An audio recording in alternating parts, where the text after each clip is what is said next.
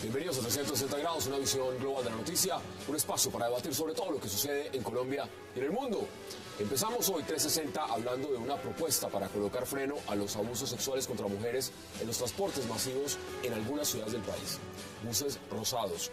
Luego de recientes agresiones sexuales contra mujeres en Transmilenio, legisladores de varios partidos piden buses rosados de manera urgente. La pregunta es si funcionará y si esta realmente es una solución. Debate hoy en 360. Y también esta noche hablaremos de educación en Colombia, tema que al parecer, por el estado de muchas universidades, escuelas, es un tema que solo se debate durante las elecciones. Muchos candidatos hablan de programas educativos para llevar a Colombia por un mejor camino. Sin embargo, se denuncian muchos problemas en ese campo, la educación. ¿Qué pasa con la educación colombiana? Tema hoy en 360. Y al final hablaremos también de algo que está generando desconfianza y preocupación entre el electorado colombiano, el voto electrónico. Defensores del voto electrónico dicen que es más seguro y económico. Sin embargo, sus detractores dicen que trae corrupción sin límites y garantiza dictaduras democráticas. ¿Debe Colombia entrar con el voto electrónico? ¿Sí o no? Debate hoy con nuestros panelistas en 360 y no se muevan, que ya en segundo le damos la bienvenida a nuestros invitados.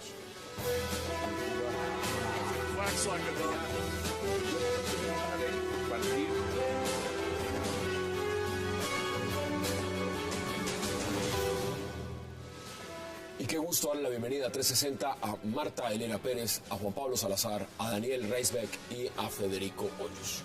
Qué gusto y qué placer que hayan aceptado la invitación esta noche. Muchísimas gracias. No siempre tenemos además lo que significa es una contienda electoral y tenemos de todos los partidos conservadores, Unido del Centro Democrático, de la U y además nuevas voces para hablar de varios temas. Empecemos por el tema del transporte. Federico, ¿cómo ve lo que está pasando en Bogotá con el Transmilenio y esa solución de decir, mire, buses rosados? ¿Le suena? No, no me suena. Primero que todo, a Daniel, a Juan Pablo, que es familiar mío, me da mucho gusto estar con él hoy, a la profesora Marta. Hombre, gente nueva, qué bueno. No me suena lo de buses rosados. Mire, uno no puede legislar casuísticamente, o sea, porque por un caso particular. Abusos sexuales terribles, pero lo que hay que generar es conciencia ciudadana. Ir a los problemas de fondo. Problemas de fondo de Bogotá es movilidad. Un Transmilenio no es suficiente. Un metro para la ciudad. Pero definitivamente uno legislar por casos puntuales, no. ¿No? ¿Usted piensa lo mismo, Marta? ¿O sí le gusta? Yo creo que esto es un problema que no es de ahora. Desde hace mucho tiempo en el transporte urbano esto se da y se da contra las mujeres y se da de una manera muy fuerte. Yo me acuerdo, no solo en Colombia. Compartía con alguien hoy y le decía, yo desde chiquita me acuerdo que uno salía y tenía que cuidarlo a los padres porque los señores con gabardina no tenían problema en abrírsela, ¿no? De tal manera que eso se viene dando desde hace mucho tiempo. Ahora, los buses rosados está bien, si uno quiere elegir un bus rosado y eso le facilita más la vida a una mujer, está bien. Pero las mujeres realmente estamos siendo víctimas de un maltrato continuo y permanente, de un abuso en el Transmilenio. Y no hay nada ni nadie, esto no es nuevo, esto se viene presentando desde que el Transmilenio arrancó. Y sin embargo, hasta ahora, las voces de los políticos tradicionales salen a decir que hay que hacer algo.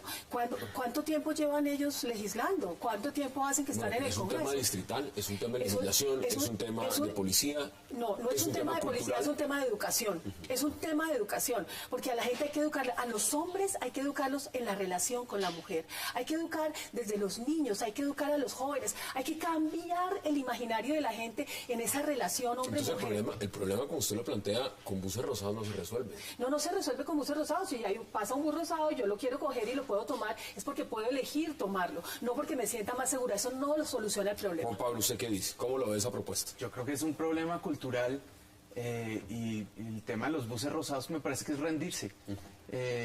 No podemos segregar. Si mis banderas son la inclusión, ¿cómo vamos a tener un bus rosado para las mujeres y uno entonces para los negros y otro para los judíos y otro, me parece... Y luego que viene además, ¿no? Entonces taxis también para mujeres. Exactamente. No, me parece que nos toca trabajar en educarnos y en hacer cambios culturales contundentes para que no nos toque caer en acciones afirmativas que se vuelven es como pañitos de agua tibia. Daniel, ¿y usted qué dice? Sí, no puede haber segregación en un sistema como Transmilenio, porque exacto, entonces después, ¿a cuál otro grupo se les da un bus especial? Pero yo sí creo que sí es problema de seguridad, falta pie de fuerza en los buses de Transmilenio. La policía, desafortunadamente, por culpa de la guerra contra la droga, que se ha perdido, le tocó volverse en los 80 y en los 90 una fuerza militar para perseguir a personajes como Pablo Escobar, Cartel de Cali, etcétera. Entonces la policía dejó de cumplir su labor que le da la Constitución, que es una labor civil, y se volvió una fuerza militar. Entonces, por eso yo propongo legalizar la droga completamente, nos ahorraríamos 7.000 millones de dólares y la policía podría cumplir su función original, que es estar en las comunidades y proteger a las personas en las ciudades y en el campo, y no perseguir a narcotraficantes. No estar en ese tema. Mire, el tema también es el siguiente. Hay que buscar soluciones ya, porque es que el manoseo está ahí, lo estamos viendo. Yo me quedé aterrado, hasta encontré unos blogs de manoseadores y publican los videos de cómo lo hacen. Es algo macabro, vergonzoso, y realmente de fondo estamos viendo las imágenes de también lo que es una estación de Transmilenio en hora pico. Realmente es multitudinario. Eso que estaban viendo los televidentes en estos momentos, justamente sacado extractos del blog del abusador, y cuenta los relatos de cómo hace lo que hace. Y pues, eso produce vergüenza. Ahora, ¿cuáles son las soluciones prácticas? Esto no se vive solamente en Colombia. Esto ha pasado en Taiwán, esto pasa en India, esto pasa en Tokio, esto pasa en muchos sitios. Entonces, ¿qué hacemos, Marta? Porque hay que buscar soluciones a corto plazo. Si bien la medida no es la más efectiva a largo plazo, entonces ¿qué hacemos en el corto plazo? Yo creo que no hay una medida para un problema tan complejo, tiene que haber un conjunto de medidas. Y un conjunto de medidas en donde realmente, por ejemplo, haya una educación para el ingreso y el manejo realmente del flujo de gente dentro del Transmilenio. ¿Cómo? Porque ¿Cómo no hacemos hay, eso a una hora pico? Imagínese usted. Claro, el metro en Medellín es igual.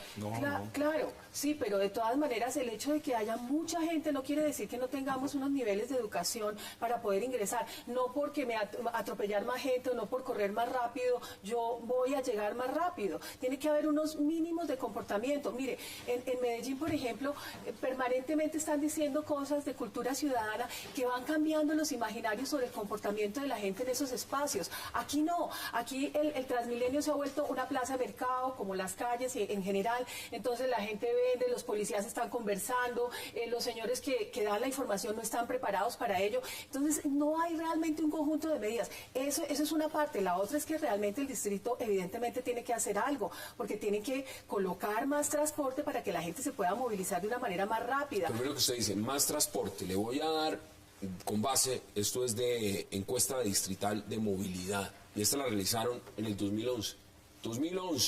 Según el Observatorio de Mujeres y Equidad de Género de la Secretaría en Bogotá, encontró los siguientes datos.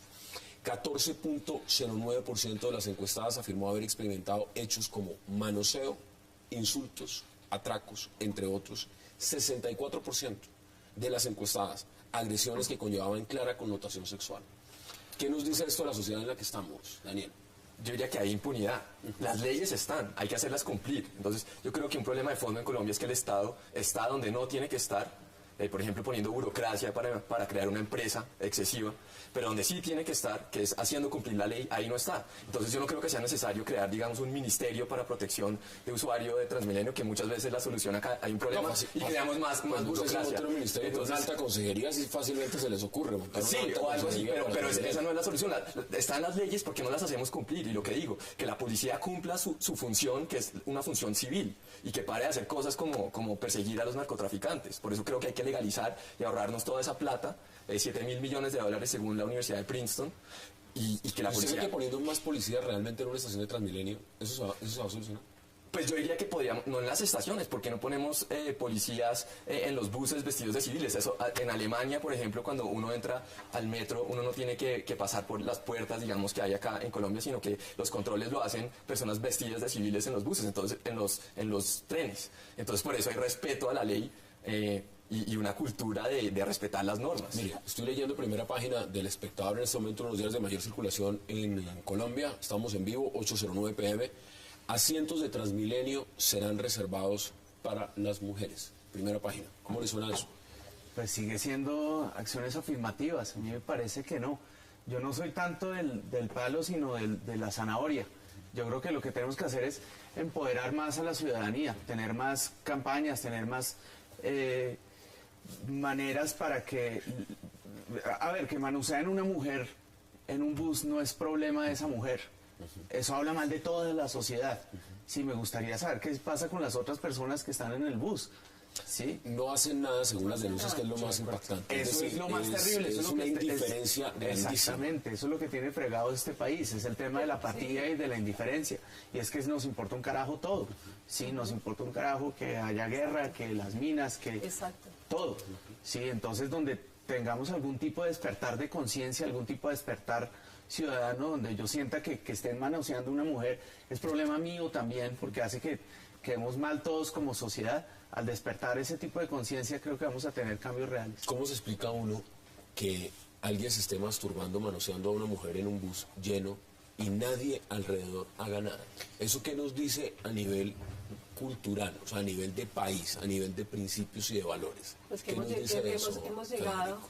No, mire, primero que todo es que a la señora que la están manoseando todos los días, a la niña que tiene miedo de montarse, ella quiere que le dé una solución rápida, no que importen buses rosados, que los pinten y luego que tenga que esperar a que pase el bus y no que pase el Transmilenio normal. Y además los costos que genera... Sí, ella quiere soluciones rápidas. Daniel dice una cosa interesante.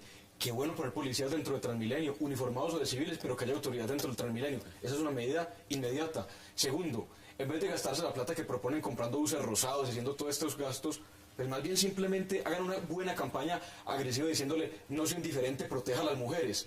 Entonces es más fácil generar cultura y seguridad que estar diciendo electoralmente, porque son promesas electorales. Traigamos buses de colores, un bus para los negros, como decía Juan Pablo, otro para las mujeres, y sí, etcétera, etcétera, etcétera. Las soluciones no están únicamente en el caso puntual, las soluciones de las políticas públicas tienen que ser de fondo, pero al tiempo tienen que ser inmediatas y rápidas. Deben sus conclusiones porque vamos a ir a la pausa y tenemos un gran bloque para hablar de educación en Colombia. Pues estoy absolutamente de acuerdo con Juan Pablo, hay una indiferencia realmente muy profunda en cada colombiano y yo lo que percibo es que mientras le pase al otro pero no me pase a mí, entonces no veo nada y no es solamente la indiferencia en eso, es la indiferencia con los niños, la indiferencia en el robo de un celular, la indiferencia en una pelea callejera cuando le están golpeando a una mujer, es una indiferencia que llevamos los colombianos de miedo de reaccionar y es necesario realmente, yo no sé si ¿cómo puede ser una campaña para despertar conciencias en este país? Bueno, que Tenemos que pensar que no realmente, sea solo un tema de campaña. No puede ser una campaña solamente, tiene que ser,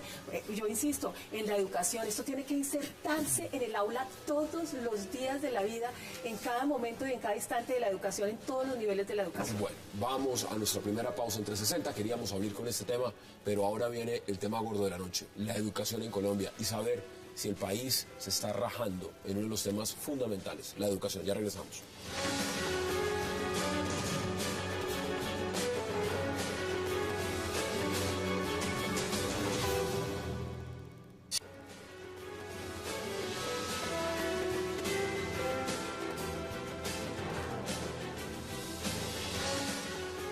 Regresamos a 360 y vamos a hablar ahora de educación.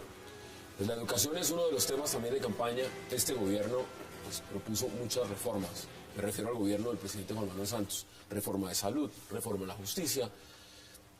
Otros plantean, candidatos están diciendo que se va a hacer una reforma del sistema electoral. ¿Dónde está el tema de la educación? ¿Dónde está el tema de la educación, Daniel? ¿Y cómo estamos en educación en Colombia y si es necesaria una reforma en la educación?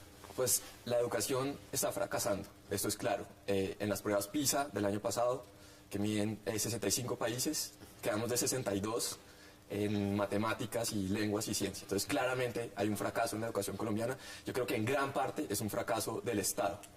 Entonces, no creo, algunas personas, sobre todo en la izquierda, están diciendo, no, faltan más fondos para la educación, más recursos. De hecho, el año pasado, el rubro más grande del presupuesto nacional fue educación. Entonces, yo no creo que sea tanto una cuestión de fondos, sino de ejecución, de calidad. En Bogotá hay un programa que ha funcionado muy bien, que son los colegios en concesión, que son proveedores privados que prestan un servicio público de educación. Son 25 colegios en zonas de bajos recursos, administrados por proveedores de alta calidad como la Alianza Educativa, por ejemplo. Han funcionado muy bien y en este momento están en peligro bajo la administración del alcalde Gustavo Petro, que no quiere renovar los contratos por presión de los sindicatos, por cuestiones ideológicas. Entonces yo creo que lo primero que tenemos que hacer es salvar... ¿El tema está politizado en su opinión? Pues ha perdido un poco de atención porque ahora la administración se está defendiendo, entonces no le está poniendo atención a estos temas. y entonces pues yo creo que los grandes perdedores somos los ciudadanos, y yo estoy muy preocupado por el futuro de estos 39.000 estudiantes de los colegios en concesión. Entonces yo creo que tenemos que salvar ese modelo, expandirlo en Bogotá y a nivel nacional, porque si llegamos a un nivel de 10% o 15% de colegios en concesión, eso es bueno no solamente para esos estudiantes que están recibiendo excelente educación con buenos proveedores, sino que también al Estado le toca competir. Bueno, entonces cuando cualquier monopolio es malo, ya sea privado Vamos a verlo o por sea público. sectores, no solamente lo público privado, sino también a nivel institucional, ¿no? Juan Pablo, usted va al Senado, aspira al Senado. ¿Cómo ve el tema de la educación? Está grave. Yo sí creo que es un tema de inversión, entre otras cosas. Tengo entendido que es el 3% del PIB el que se invierte en educación, creo que es nada. No estamos pensando en el futuro. Un país como Brasil invierte el 12%, eso es 4 veces. O sea, ellos están pensando que les parece importantísimo el futuro de Brasil. Cuba invierte el 13%, entonces creo que Colombia debería invertir más. Pero más que eso me gustaría ver una reforma donde entendamos la educación no como un servicio, sino como un derecho. De esa manera, pues vamos a impulsar una nueva generación que va a poder reinventarse. ¿Hoy la ve usted la educación excluyente en Colombia? Sí, Es decir, sí. hay unos que tienen el privilegio de recibir esa educación y otros que no. Absolutamente, ¿En las mismas absolutamente. condiciones? Pues se notan los resultados, por ejemplo, del bachillerato. El ICFES son todos colegios privados. Luego en educación superior yo creo que sí hay cosas importantes que hace la Universidad Nacional, pero de resto el que puede pagarla tiene una buena educación y el que no, no. Eso hace que los círculos de pobreza y los círculos de desigualdad que son tan terribles en este país sigan. Pero no solo ese tipo de exclusión, sino exclusión también para el tema de discapacidad. Si bien acá tenemos teorías de educación inclusiva, uno va a la práctica y los profesores no están capacitados para atender a pelados ciegos o pelados sordos o pelados... Es la menor idea. Exactamente, entonces los pasan y se terminan graduando sin aprender nada. Entonces hay que trabajar también en mejorar la inclusión, la parte de educación. ¿Nos estamos rajando en educación? Totalmente. Yo creo que la ministra perdió el año. La ministra perdió el año por muchas razones. La ministra sigue ahí en el cargo. Sí, pero perdió el año. Como hoy en día que los estudiantes pasan de un año a otro por la promoción automática. Pierden el año, ella puede seguir, pero que perdió el año, lo perdió. Yo creo que ella perdió el año por los resultados de la prueba, porque con la MANE no hubo avances en las conversaciones. Desde la MANE han estado sentados acá en esta mesa. No han habido avances con las conversaciones con el ministerio, porque el ICETEX se ha convertido en un banco agiotista. Entonces, en vez de ser un banco de fomento que estimule la educación de aquellos chicos que no pueden llegar, entonces hoy en día lo que hace es cobrar intereses sobre intereses y acabarle la vida y la tranquilidad a familias colombianas que no tienen con qué pagarle la educación a sus muchachos. Ahora, yo no creo que la educación, el problema de la educación sea de mayor inversión. Está demostrado que en los países que invierten en el maestro, en la formación en el maestro y que giran realmente... Usted habla de inversión en el maestro. A ver, acá en Colombia, hablemos por ejemplo de FECODE, hablemos de los maestros en normal. ¿Están bien pagos? No, pues un maestro bien pago, si 1.200.000 es un maestro bien pago, pues qué tristeza. ¿Cómo entra un maestro a enseñar con un millón? Es decir, el salario no se equipara con ninguna otra profesión de prestigio en este país. Y resulta que el maestro es el eje central del desarrollo de un país. ¿A quién le entregamos nuestros niños? A los maestros. Cuando tú tienes un niño de 3 años, va al jardín y luego esperamos que en el bachillerato pues lo formen en otras cosas y luego en la universidad. ¿Y quién es el eje central articulador de la educación? El maestro. ¿Y cuál es el maestro? ¿Cuál es el papel hoy en día del maestro en nuestra sociedad? Totalmente desdibujado. La gente no cree en el maestro. E incluso en la universidad, los muchachos están cuestionando permanentemente el papel del maestro. Me parece que a nivel social hay que rescatar ese papel del maestro y realmente darle un estatus a que merece el maestro. ¿Qué dice usted, Federico? Hassan, vuelvo al punto anterior. La gente necesita políticas públicas prácticas que puedan entender, que puedan visualizar. ¿Qué hemos dicho en Centro Democrático, por ejemplo? Jornada única estudiantil, de 8 de la mañana a 4 de la tarde.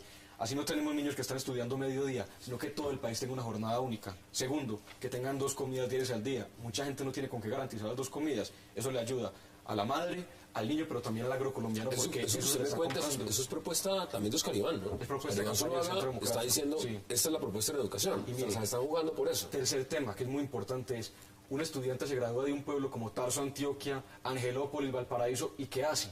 ¿Para dónde se va si en el pueblo no hay industria, no hay fábricas, no hay nada? ¿Hay un restaurante del pueblo o está la alcaldía? ¿Qué hace? No tiene mucho que hacer. ¿Qué hemos dicho? Que el SENA capacite en grados 10º y 11 los estudiantes para que salgan con la tecnología.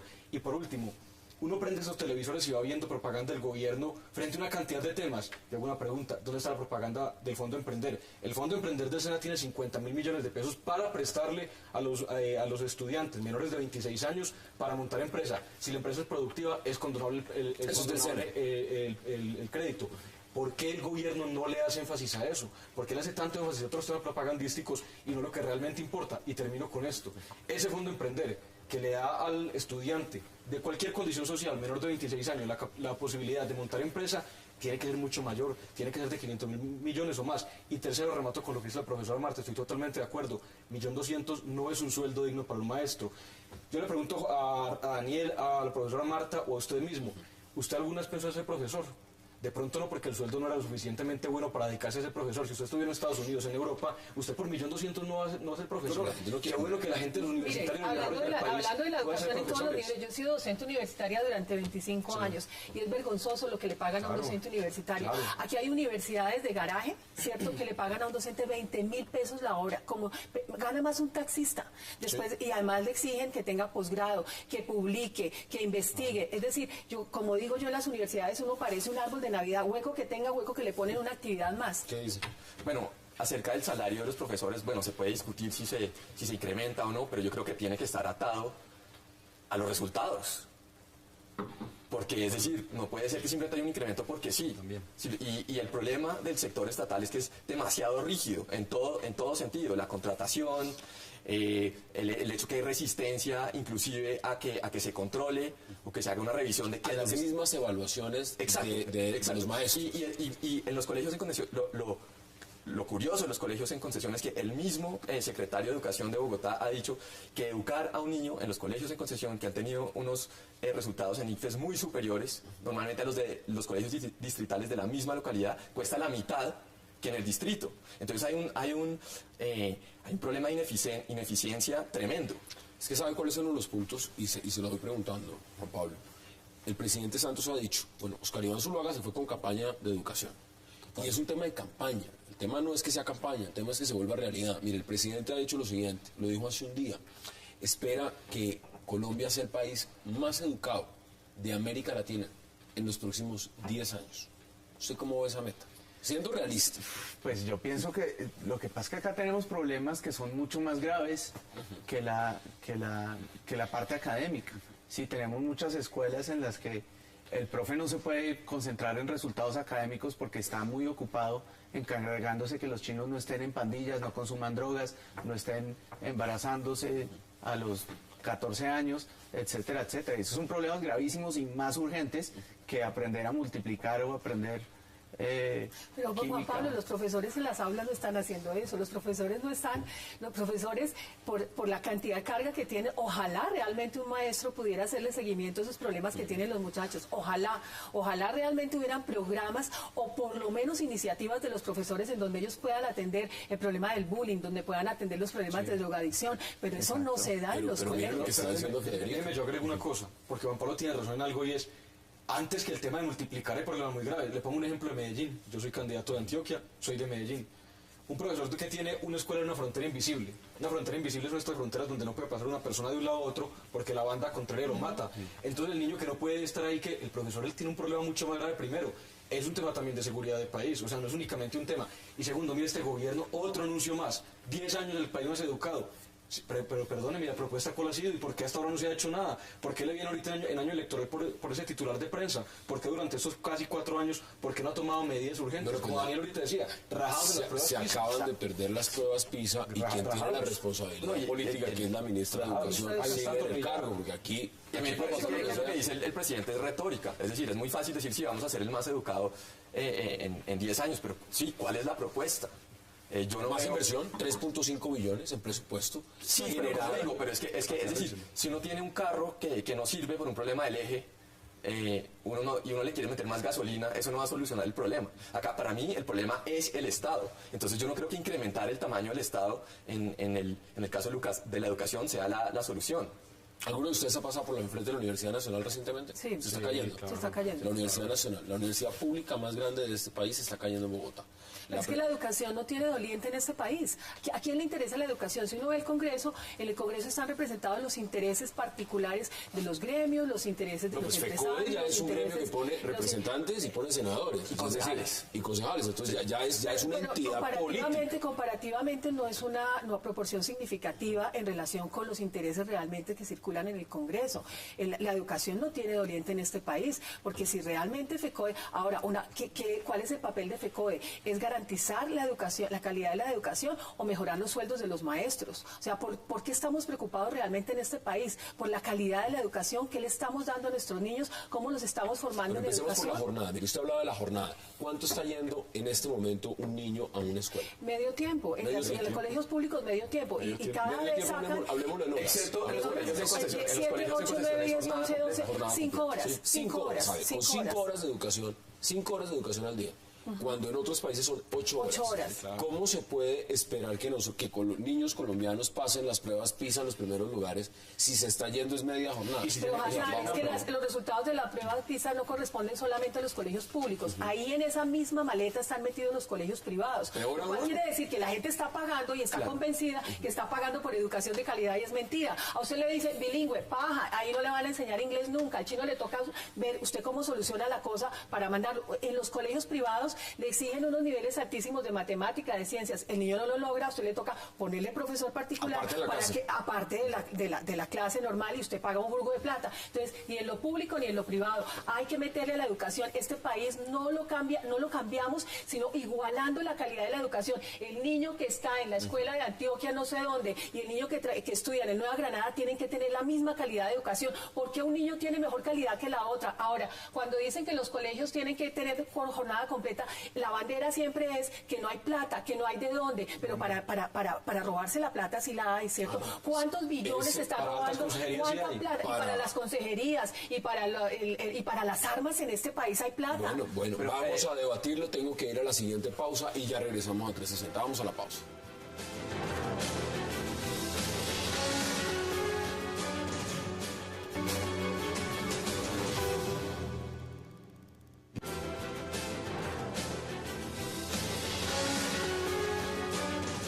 Regresamos a 360 y seguimos hablando de educación.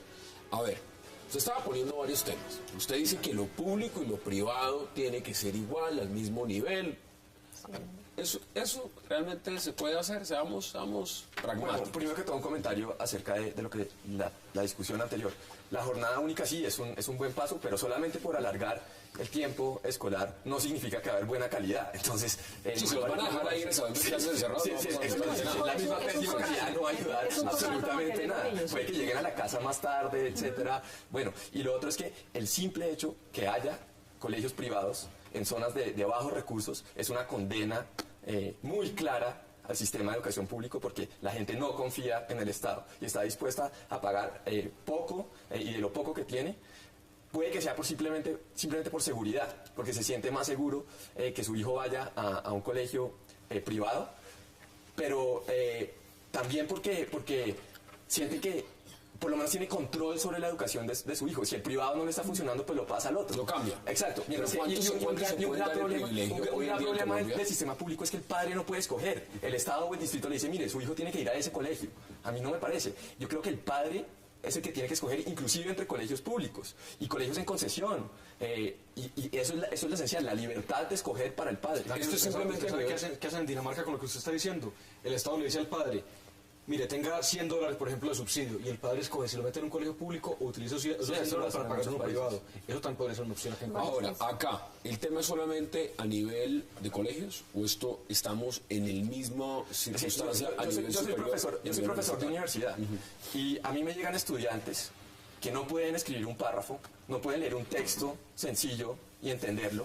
Entonces la universidad también se está volviendo, los primeros 2 años de universidad, es como un repaso de lo que tienen que hacer en el colegio. Entonces afecta todo el Pero sí hay una diferencia proceso. significativa, Entonces- sí hay una diferencia entonces- significativa entre, pasé por 13 años por una muy buena universidad en Bogotá y pasé a otra universidad que atiende muchachos, muy buena también, pero atiende muchachos de otro nivel económico. Y realmente lo que uno ve es que los chicos que le llegan a uno de los colegios distritales llegan con unas falencias enormes. Es decir, es que no saben leer, no saben escribir, no saben hacer un resumen, etcétera, etcétera. En el colegio, los colegios privados, no todos los colegios privados, porque ahí también empiezan los estratos. Es que esto es una sociedad estratificada para todo, ¿no? Hay privados estrato 2. Exacto. Hay privados estrato 2 y privados estrato 6. Hay públicos más o menos, hay concesión, hay otros que son públicos. Es decir, esto es increíble lo que pasa en este país. Nosotros somos todos los que estamos aquí en la mesa ciudadanos colombianos. Porque un niño se tiene que someter a una estratificación. ¿Qué le resta a un niño para no ser un niño igual, el tuyo o el mío en este país, y tener que recibir una educación pobre en este país? ¿Por qué? Bueno, el tema también es, veámoslo en la perspectiva, una mala educación. Eso es un país donde aquí no hay patentes. Aquí no hay candidatos a ningún tipo de premios internacionales en ciencia y tecnología. Aquí el tema de las ingenierías, las ciencias, bueno, pero son muy pocos. Pero son contados con la mano y te quedas. Son contados con una mano. Es decir, cuando uno ve lo que pasa acá, es la mayoría de la inversión que se hace en educación va a ciencias sociales, carreras que a futuro no tienen una gran competencia a nivel mundial. Tampoco muchos tienen capacidad en maestrías, especializaciones y mucho menos en doctorados. Ahora, eso pasa lo mismo con los profesores. ¿Usted cree que el tema también es de falta de inversión en ese campo?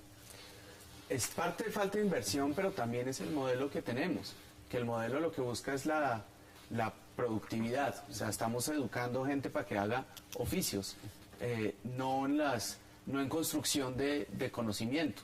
Sí, no tenemos físicos, ni matemáticos, ni... No, y además no quieren ir a estudiar esas carreras. Sí, pero luego también la parte de inversión. ¿Cuántos invierten en investigación en Colombia para ese tipo de cosas? Entonces, sin duda, en fondos. ¿Los maestros sí están preparados? Federico, ¿usted cree que los maestros, y volvemos al mismo tema, aquí dice usted, Marta, que por ese salario les están pidiendo mucho, pero ¿tienen maestrías? Porque lo que se ha podido investigar es que muchos de los que están dando clase ni tienen maestrías, ni tienen especializaciones, ni tienen muchas veces doctorado. Sí, mire, Hassan, yo creo que el país se ha venido incorporando. Esto es una cosa nueva.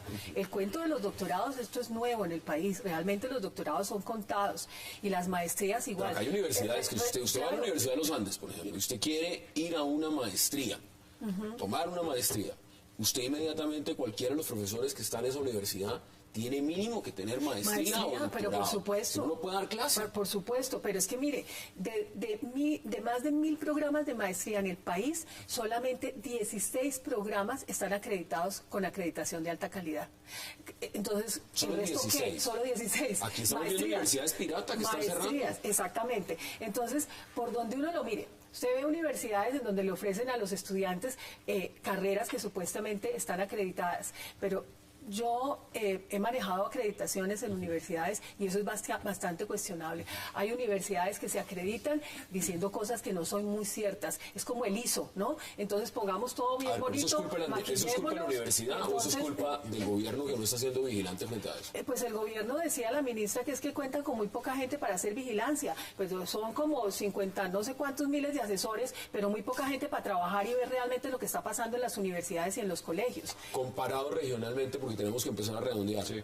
¿Cómo cree usted que estamos? No, mire, primero, yo me sueño un país donde los universitarios de la universidad pública y privada quieran ser profesores de colegios públicos, de colegios privados, que quieran poner al servicio todo lo que aprendieron durante 5, 8 años de estudio de posgrado, de pregrado, al servicio de la comunidad. ¿Cuánto vale una maestría, por ejemplo? Una maestría, un MBA vale 100 millones de pesos, 150 millones de pesos. Imagínense, o sea, si lo ponemos Tiene que ser un buen sueldo, 50 mil, tiene que tener un buen sueldo, ese es un primer punto. Segundo, ya para terminar, hemos hablado mucho de la educación superior, hablemos también de técnicas y tecnologías.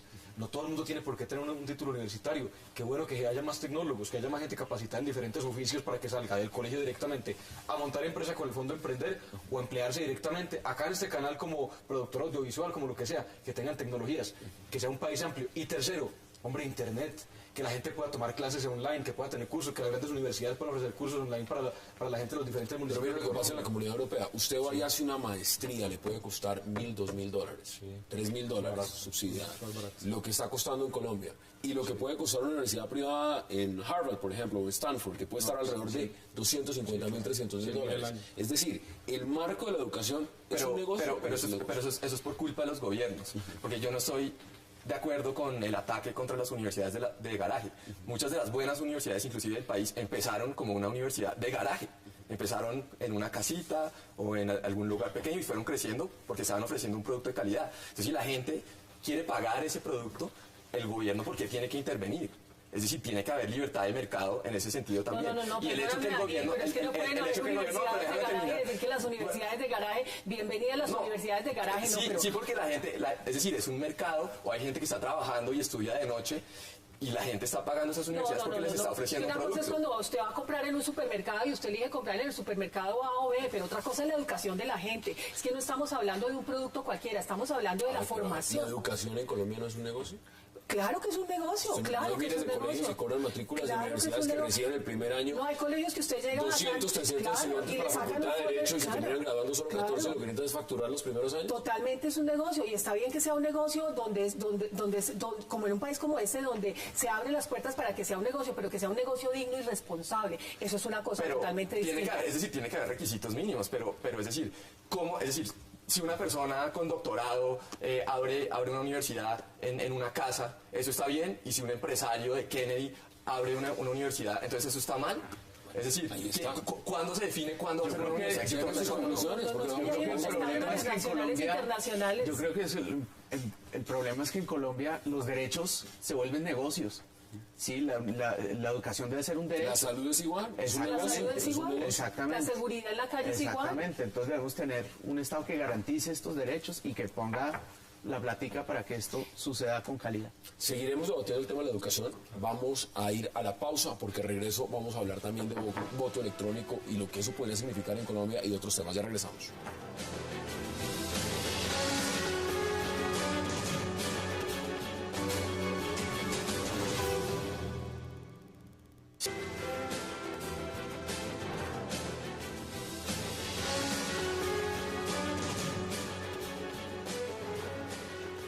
Regresamos a 360 y vamos a hablar en la recta final del voto electrónico. Juan Pablo, ¿usted se sentiría cómodo yendo a las elecciones con voto electrónico? Pues depende de la tecnología. Yo creo que si está bien Le voy a dar la inventada, tecnología de punta, la mejor tecnología que hay. pues si funciona más así. disponible, ¿sí? Si usted se haría una cirugía láser en los ojos, pues depende del láser, ¿no? Sí, pues, Entonces lo haría. si funciona bien, Si claro. funciona, Yo pienso pues, que el mundo no, va para allá. no le da temor, digamos, el tema de la manipulación o eso que pueda pasar, que es uno de los que critican el voto electrónico están diciendo, mire, eso nos puede generar, es muy fácil la manipulación. Pues yo pienso que la corrupción existe con o sin tecnología. Apuntémosle a inventarnos bien una cosa y yo pienso que debemos llegar a una tecnología que blinde eso. Pues para mí el asunto de fondo no es voto electrónico o voto no electrónico, sino quién es el árbitro. ¿Es un Estado confiable, transparente? ¿O es un Estado clientelista que utiliza la maquinaria para hacerse elegir? Bueno, que a ver, que puede... le voy a hablar, usted acaba de lanzar las señales. Este Estado, el Estado colombiano con voto electrónico, ¿a usted le gusta? Pero se supone que el ente que controla las elecciones es independiente. Pues el ente de la Entonces, registraduría. la ciudadanía. Es decir, buena pregunta. Yo sí le digo. Pero yo creo que igual puede haber fraude Mire, con o sin voto electrónico puede haber fraude. Un pero- ejemplo. Usted está por el Partido Conservador. Sí. El Partido Conservador tiene encabezando al señor Gerlain, que lleva en el Congreso décadas. Sí, creo que no está muy contento con mis propuestas. Bueno, no debe estar muy contento, pero evidentemente ahí está. Muchos cuestionan cómo se mantiene tanto una persona en el Congreso. ¿Usted cree que al senador Gerlain le gustaría el voto electrónico? Pues hay que preguntarle a él, no sé. Es decir, si es cuestión... Yo no sé cómo se ha mantenido, francamente, él en el poder, pero si es cuestión de que tiene, digamos, la maquinaria va a funcionar con el voto electrónico o sin el voto electrónico. Entonces, No, Hassan, mire, yo, pues, Juan Pablo y Daniel, yo, admirable los dos, pero uno en política tiene que ser claro. Tiene que ser claro. Voto electrónico no.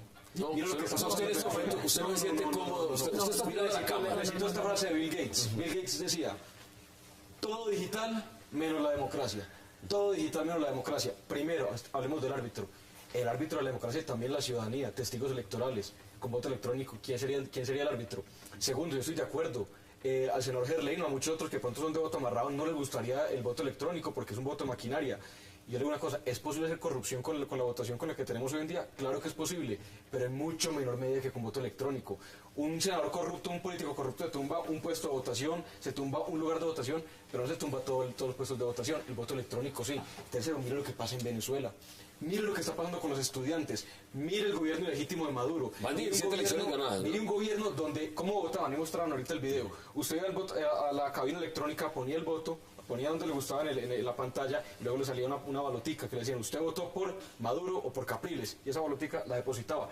Cuando le dijeron a la registraduría venezolana, al CNE, Consejo Nacional Electoral, hagamos el recuento de balotas y de votos electrónicos, no quisieron. No, pues es que es una forma Tibisay Lucena dijo, a mí no me toque ese tema. Por eso, es una forma facilísima de robarse las elecciones. El voto electrónico definitivamente no, señor. Bueno, usted también aspira al Senado. ¿Le gusta el voto? ¿Se sentiría tranquila con el voto electrónico? No, para nada, y menos en un país como este, para nada. Tiene muchas implicaciones, bueno, puntos favorables, entonces no se consume papel, el medio ambiente lo cuidamos, me imagino que los costos... Es más rápido, ¿no? Es más rápido, pero tiene para mí muchas desventajas, entre esas que ¿quién nos garantiza a los ciudadanos que realmente mi voto va a estar contado y va para donde tiene que ir en un país en donde realmente se compran los votos? Los softwares son frágiles, los mecanismos son frágiles. ¿Quién va a ser devedor de esos procesos? ¿Quién le va a garantizar a los ciudadanos? Además, mi voto es secreto. Miren lo que pasó en Venezuela, lo que usted decía. Además, no es que vayamos hacia adelante. Países como Alemania, Holanda y entre otros han regresado nuevamente al voto de la papeleta. Es más, lo que hacen en Alemania, por ejemplo, es que votan y escanean los votos, ¿cierto? En la convención conservadora hubo un problema. Un voto electrónico. Tuvieron problema con voto electrónico. Sí, Bueno, claro. la UCI no tuvieron problema porque ya sabían con el Pero, pues, es decir, ese no fue el único problema, pero sí hubo Ese un fue el problema menor problema. con el Ese fue el problema sistema. más chiquito. Sí, pero en un momento estaban pensando que iba a ser necesario aplazar la convención porque no estaban funcionando las máquinas, es decir, entonces, No, yo creo que pero es que de nuevo, si hay un sistema que funciona, sí, ¿por qué no tenemos un buen monitoreo internacional de las elecciones, pero no que lleguen el día antes, sino que hagan un proceso desde el principio, 6 meses antes, para que la cosa sea transparente? Para mí... Bueno, aquí están licitando los mismos que hacen las elecciones en Venezuela. Los mismos que hacen las elecciones en Venezuela. ¿A usted le gustaría? ¿Se sentiría? Bueno, eso sí no, pero digamos en Estonia hacen mucho voto electrónico, inclusive digamos por internet ciertas cosas. Es decir, yo creo que ese es el futuro, Uy, y para mí es que es más, estamos lejos es de cuestión, esos países, pero estamos muy lejos de esos nosotros países. tenemos Es que decir, la pensar cultura en política llegar a ser un nuestra. país Futuro de no ese es nivel. equivalente, o sea, futuro no es equivalente a tecnología, no es lo mismo. Mire, le hablo del caso de Alemania y Holanda, no estoy exacto porque el país que lo echó para atrás porque era inconstitucional. Alemania, de verdad. el voto es secreto. Alemania. Entonces en Colombia hay una cantidad de gente que pertenece a Familias en Acción, beneficiarios de las 100.000 supuestas viviendas de este gobierno, etcétera, etcétera. El gobierno puede saber quién votó por quién. Sí. Entonces a la familia que de pronto era beneficiaria de Familias en Acción luego le dicen, no señor, usted ya no es beneficiario de Familias en Acción. ¿Cómo le parece? La gente, o sea, el gobierno puede tener acceso a saber quién está votando a favor Bueno, de y él. con el tema de la revocatoria también llenando las planillas, usted sabe quién quiere revocatoria y quién no. Claro, y eso no es electrónico, eso no es electrónico, es decir, un plebiscito de ese tipo que usted pone la firma, que según entiendo eso es lo que pasó originalmente en Venezuela, eso no era electrónico. Pero una Y cosa entonces el problema es el Estado. Si es un Estado autoritario, pues va a utilizar esos datos para pues beneficiarse y castigar a sus enemigos. Entonces, el problema para mí no es tanto, y yo entiendo muy bien los puntos, ustedes creo que son buenos puntos, pero para mí en esencia es qué tan transparente es el Estado. Y esa debe ser la preocupación. ¿Cómo tenemos un Estado transparente? No cuáles son los métodos que utiliza en ciertos casos electorales. Este sistema el que tenemos actualmente, este sistema que es muy permeable, hay mucha corrupción, hay cartel de la mermelada denunciado en los demás y en todos los gobiernos. ¿Usted confía en este, usted que digamos aspira, me imagino con un voto, primera vez que se lanza? Sí. ¿Usted confía en este proceso electoral?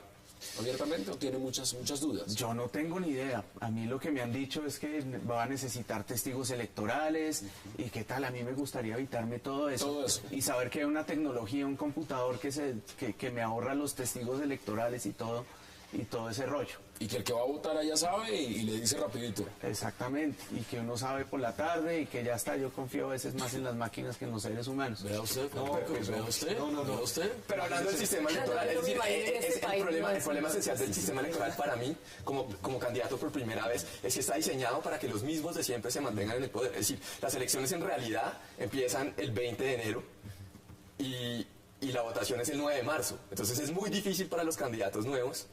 El hecho que uno puede inscribir la cédula hasta el 9 de enero, algo así, es completamente arbitrario cuando todo el mundo está en vacaciones. Entonces yo creo que también hablemos de esas cosas. Y pongámoslo sobre la mesa. Exacto. Deme conclusiones porque también quiero aprovechar los últimos minutos que nos quedan para preguntarles a ustedes que son nuevas personas aspirando a la política en Colombia, a posiciones de llegar nada menos y nada más que al Congreso, que me cuenten algo de sus propuestas, denme sus conclusiones sobre Mi conclusión de voto electrónico es la siguiente: la democracia está compuesta por personas.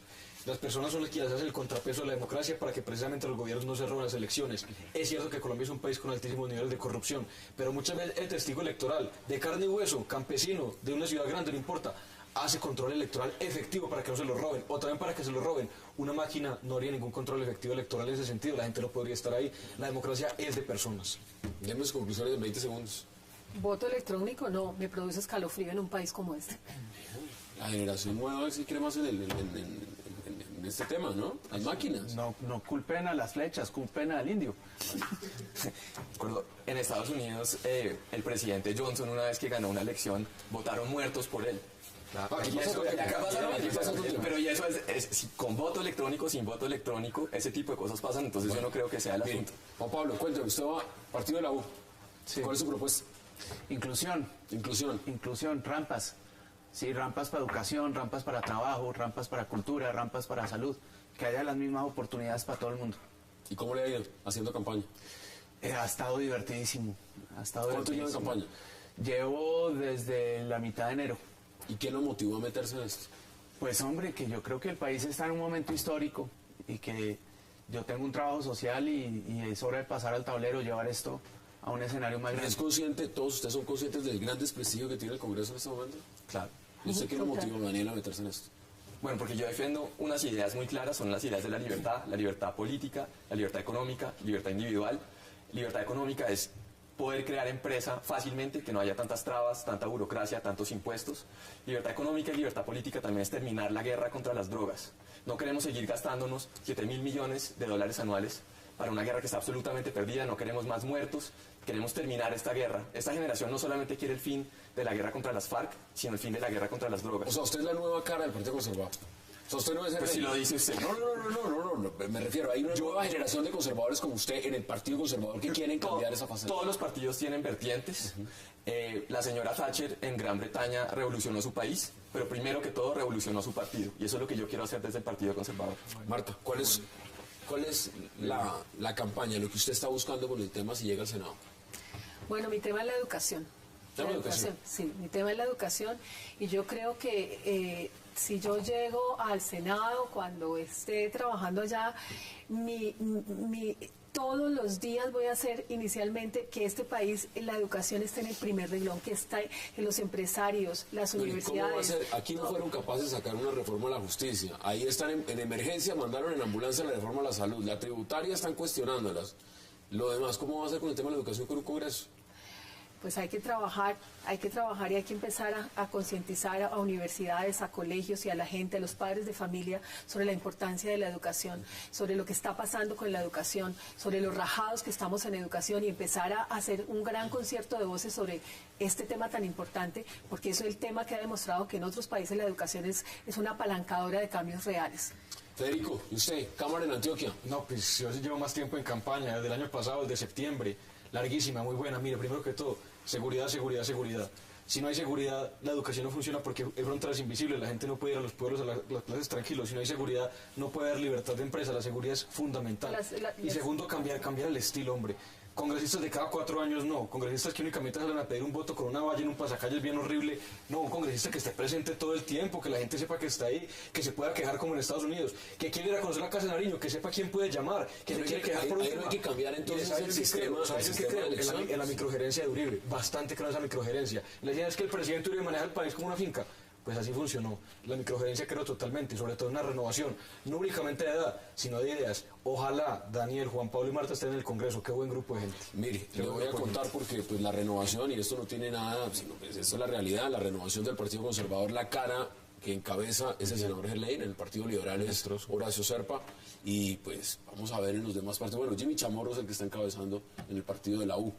Entonces, la mejor de las suertes a ustedes. Muchas gracias. Ojalá lleguen al Congreso. Muchas gracias. Ojalá renovemos el Congreso. Federico, un placer. Marta, gracias. Juan Pablo, muchas gracias. Y Daniel, que no sea la última vez. Gracias a ustedes por acompañarnos. Recuerden, la cita es el lunes a la misma hora, 8 p.m. para seguir debatiendo toda la agenda política de Colombia y del mundo. Y recuerden, repetición de este programa, 11:30 de la noche y el domingo a las 8:30 de la mañana. Gracias por acompañarnos.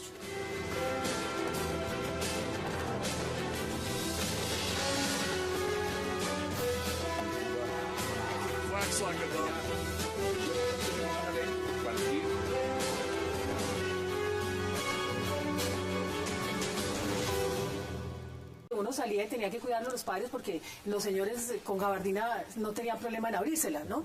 De tal manera que eso se viene dando desde hace mucho tiempo. Ahora, los buses rosados, está bien, si uno quiere elegir un bus rosado y eso le facilita más la vida a una mujer, está bien.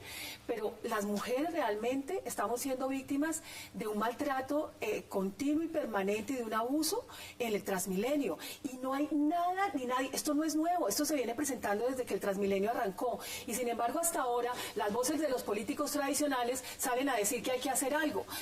¿Cuánto tiempo llevan ellos legislando? ¿Cuánto tiempo hacen que están en el Congreso? Es un tema distrital, es un tema de legislación, es un tema de policía. No es un tema de policía, es un tema de educación. Es un tema de educación, porque a la gente hay que educarla, a los hombres hay que educarlos en la relación con la mujer. Hay que educar desde los niños, hay que educar a los jóvenes, hay que cambiar el imaginario de la gente en esa relación hombre-mujer. El problema, como usted lo plantea, con buses rosados no se resuelve. No se resuelve con buses rosados. Si pasa un bus rosado y yo lo quiero coger y lo puedo tomar, es porque puedo elegir tomarlo, no porque me sienta más segura. Eso no lo soluciona el problema. Juan Pablo, ¿usted qué dice? ¿Cómo lo ve esa propuesta? Yo creo que es un problema cultural y el tema de los buses rosados me parece que es rendirse.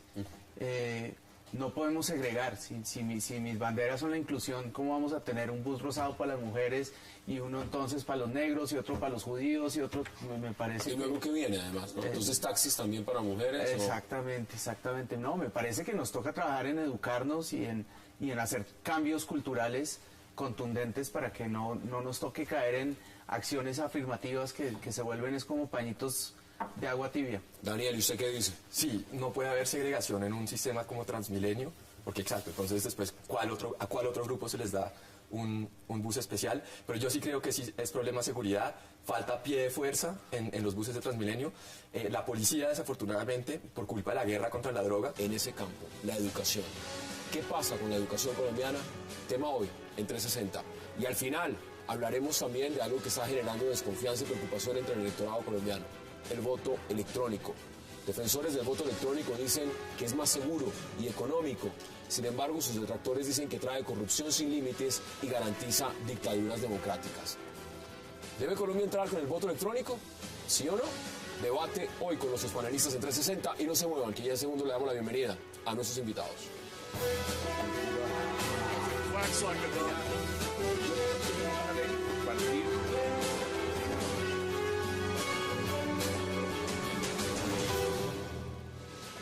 Y qué gusto darle la bienvenida a 360 a Marta Elena Pérez, a Juan Pablo Salazar, a Daniel Reisbeck y a Federico Hoyos.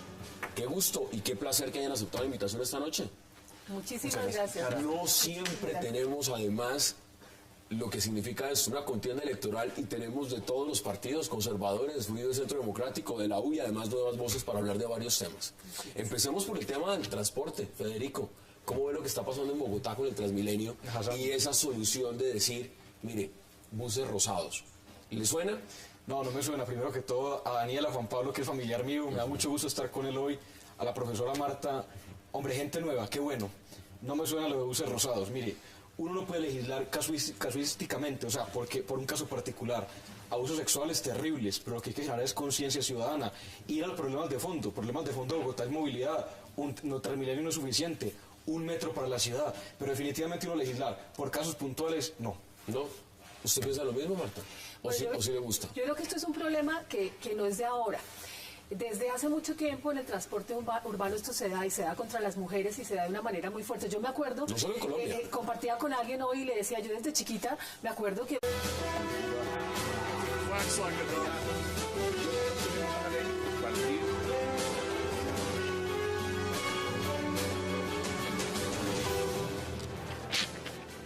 Bienvenidos a 360 grados, una visión global de la noticia, un espacio para debatir sobre todo lo que sucede en Colombia y en el mundo. Empezamos hoy 360 hablando de una propuesta para colocar freno a los abusos sexuales contra mujeres en los transportes masivos en algunas ciudades del país. Buses rosados. Luego de recientes agresiones sexuales contra mujeres en Transmilenio, legisladores de varios partidos piden buses rosados de manera urgente. La pregunta es si funcionará y si esta realmente es una solución. Debate hoy en 360. Y también esta noche hablaremos de educación en Colombia, tema que al parecer, por el estado de muchas universidades, escuelas, es un tema que solo se debate durante las elecciones. Muchos candidatos hablan de programas educativos para llevar a Colombia por un mejor camino. Sin embargo, se denuncian muchos problemas